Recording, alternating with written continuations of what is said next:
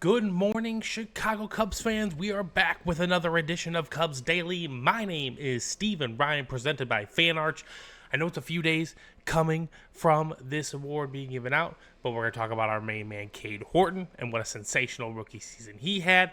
We're going to talk about a very potential, intriguing free agent in Brandon Lowe, the Tampa Bay Devil Ray. The Tampa Bay Ray. We're going to continue our series on grading the Cubs, and then we're going to talk about a prominent MLB figure in the media space, Jim Bowden. He released a list of potential fits for Chicago Cubs, so we're going to go over that list. Before we get into all of that, I just want to give everyone a big time thank you for continuing to show support on the channel. Continue sharing your thoughts in the comment section, hitting that thumbs up button if you're enjoying the videos, and of course, if you haven't subscribed already, what are we doing, ladies and gentlemen? Cubs Daily coming at you once again. So let's talk about our main man, Cade Horton, okay? One of the things I've been talking about on this channel is that the Cubs need an ace, okay? A true number one guy that we can throw out there every 5 days and give us great results. I still don't think we quite have it yet, but what Cade Horton did in the second half this year gives me hope, okay? I loved what I saw from him.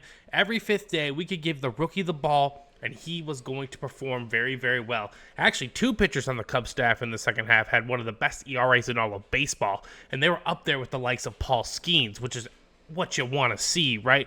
Cade Horton, he had a sub-2 ERA in the second half. He even went toe-to-toe with Paul Skeens in Pittsburgh later on in the season. And, of course, very deserving of the Rookie of the Year award. It was really him and Tyone and Boyd that kept this ship afloat in the second half. Because if you remember the second half, the Cubs kind of played close to 500 ball. A little bit better than 500 ball towards the end. But Cade Horton was absolutely magnificent and very deserving of this award. And, again, I am excited to continue to watch him grow and develop. And as much as I did want to see him pitch in the postseason because I wanted him to gain that experience, I'm okay with the fact that he didn't pitch and he got to kind of rest those ribs, get healthy, and then continue to develop for his sophomore season. Because that's the one thing, in my opinion, the Cubs is truly missing. A bona fide number one. I think Shota's really, really good when he's right. I think Justin Steele is really, really good when he's right. But I think Cade Horton has that swing and miss stuff that you really look for out of a number one pitcher. So, excited to see him in 2026. Excellent pick by the Cubs. I believe he was their first-round pick in the 2024 draft.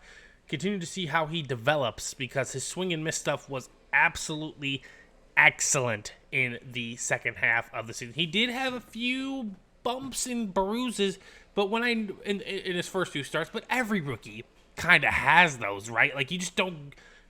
How often? How many players can you name on your hand? Please drop them in the comment section below where you're just like, you know what? They dominated everything from the beginning of their career to the very, very end. All professional athletes kind of have ups and downs in their careers. They can just look in different ways. So, congratulations to Cade Horton. Absolutely sensational job by the young man this season. Now, let's talk about a potential name. The Cubs have not been linked to this guy, but I do think it's worth discussing.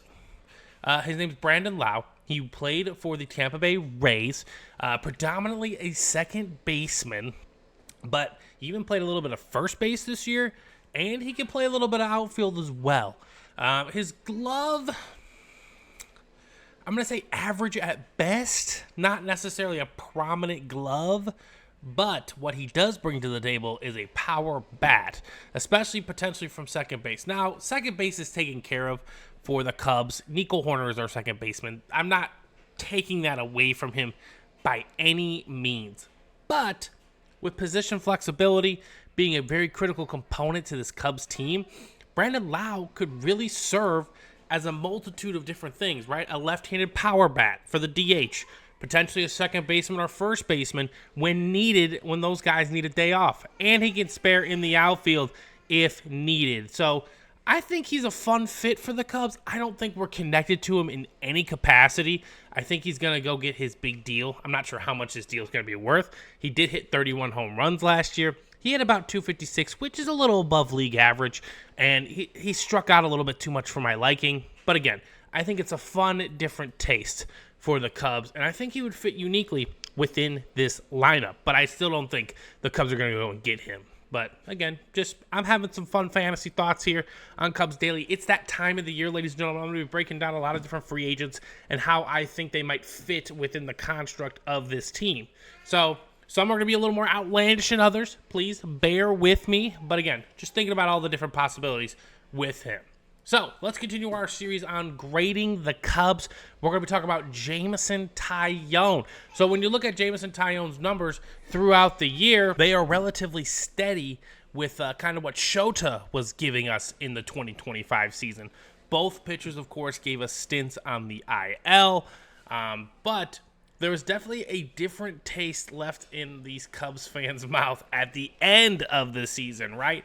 Towards the end of the season and into the postseason, Jameson Taillon was one of the two pitchers that I trusted in a playoff scenario, believe it or not. Taillon has been known to be a little susceptible to the home run ball. Again, giving up runs and hits, it's going to happen. These players are way too good at their craft. But towards the end, in the postseason, Jameson Taillon was one of the better pitchers for this Cubs lineup, right? In Game 3 against Milwaukee, he did give up that one run. But again, that run was wild because it should have been an infield fly rule, even though the play wasn't easy. Generally speaking, you would think it was an infield fly rule. But he gave up the one run. He gave us 4 or 5 good innings in that NLDS wild card, or the NLDS Game 3 against the Brewers. And honestly, I was thoroughly impressed with Jameson Taillon. So here is his numbers on the 2025 season. He had a 1.057 whip, 3.68 ERA, which is kind of right on par with his career ERA.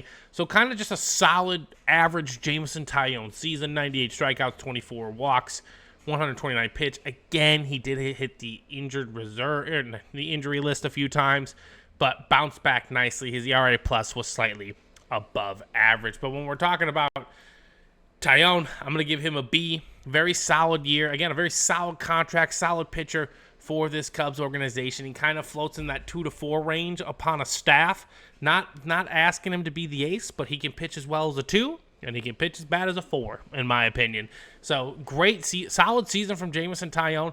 I'm hoping in his last season as a Cub, he can really build upon that. Because, again, the one thing I do like about this Cubs team and the starting staff is the depth of the rotation.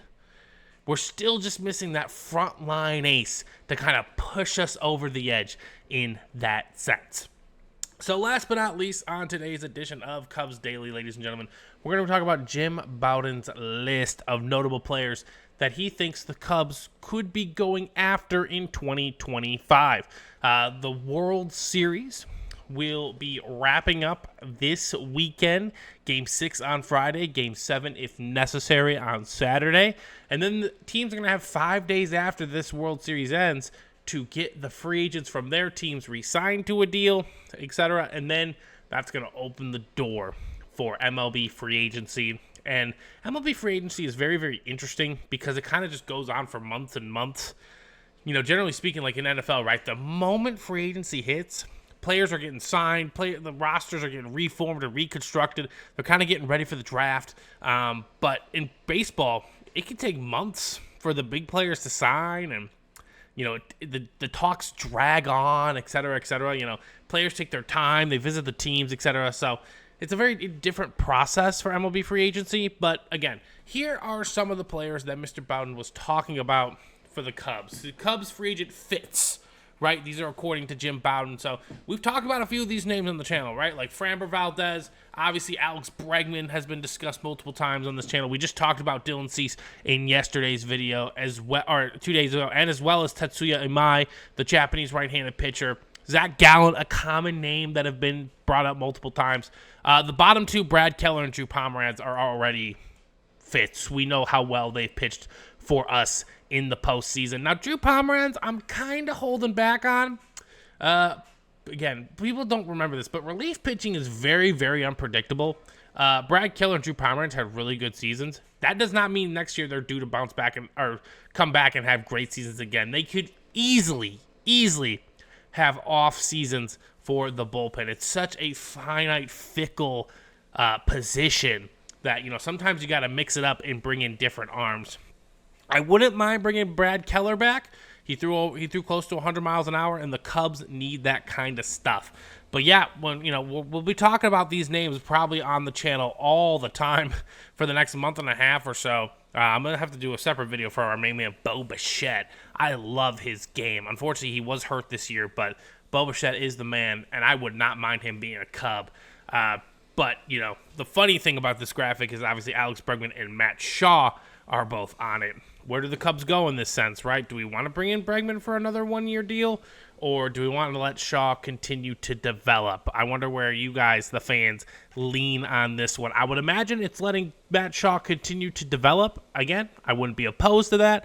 But some names that I'm starting to see on this list that I think the Cubs should absolutely take a gander at. I think they should have conversations with all those starting pitchers. I'm not saying you have to sign them, but I still think you should reach out and gauge that player's interest on joining this team, because those guys are really, really good. And again, I already think the staff kind of has a little good depth to it, but I think a Framber Valdez, I think a Ranger Suarez, a Dylan Cease would be or Zach Allen would be a fantastic add to the top of this rotation to kind of polish it off for this ball club. So that's going to do it for today's edition of Cubs Daily. Again, if you guys and gals are enjoying the content, make sure you hit that thumbs up button to continue to show your support. Please share who you think the Cubs should go and get in free agency. I know the Cubs don't spend. You don't have to tell me. You don't have to remind me.